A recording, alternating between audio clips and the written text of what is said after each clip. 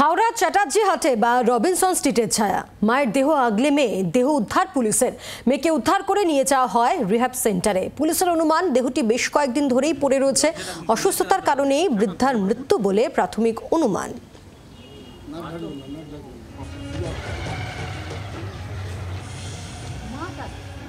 হাওড়া চ্যাটার্জি হাটে বা রবিনসন স্ট্রিটের ছায়া, মার দেহ আগলে মেয়ে, দেহ উদ্ধার পুলিশের।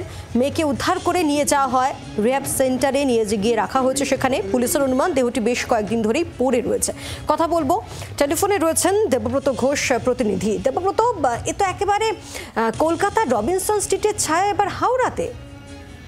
দেখো, একেবারেই আমরা যেটা জানতে পাচ্ছি যে আজকে সকাল থেকেই এই তিব্বতী পাড়া লেন, এখানে চ্যাটার্জিহাট থানার অন্তর্গত একটি বাড়ি, যে বাড়িতে এক বৃদ্ধা মিনতি মুখার্জি, তিনি তার মেয়েকে নিয়ে থাকতেন।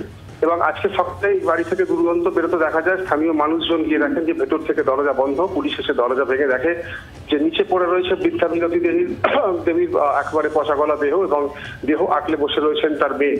এই ঘটনার সাথে খবর পাওয়ার সাথে সাথে চাঞ্চল্য ছড়ায় এলাকায়। স্থানীয় মানুষজন তারা আসেন, পুলিশ আসে, এবং পরিবারের অন্য যারা আত্মীয়রা রয়েছে তারাও ছুটে আসেন। স্থানীয়রা তারা যেটা জানাচ্ছেন যে মিনতি দেবীর একমাত্র দাদা, তিনি মাঝে মধ্যে আসতেন, তাদের দেখাশোনা করতেন, এবং বরুণবাবু তিনিও সেই একই কথা জানান যে তিনি আসতেন, মাঝে মধ্যে দেখাশোনা করতেন, টাকা পয়সা দিয়ে যেতেন। কিন্তু যে প্রশ্ন উঠছে যে অসহায় এই মানুষ সেখানে থাকতেন, কারণ মিনতি দেবীর মেয়ে তিনিও মানসিক ভারসাম্যহীন, এমনটাই আমরা জানতে পারছি পরিবার সূত্রে। তাহলে এই অসহায় মানুষ দুটোর প্রতি আরো যদি একটু যত্নবান হওয়া যেত, পরিবারের লোকজন যদি আরো বেশি যত্নবান হতেন, তাহলে হয়তো এইভাবে পড়ে পড়ে তার মৃত্যু হতো না। অসুস্থতা ছিল তাদের সেই মতো চিকিৎসা হচ্ছিল কিনা সেটাও প্রশ্ন উঠছেন। তাই স্থানীয়রা মনে করছেন যে পরিবারের লোকজন যদি আরো যত্নবান হতেন, তাহলে হয়তো এইরকম একটা মর্মান্তিক মৃত্যুর ঘটনা ঘটে না।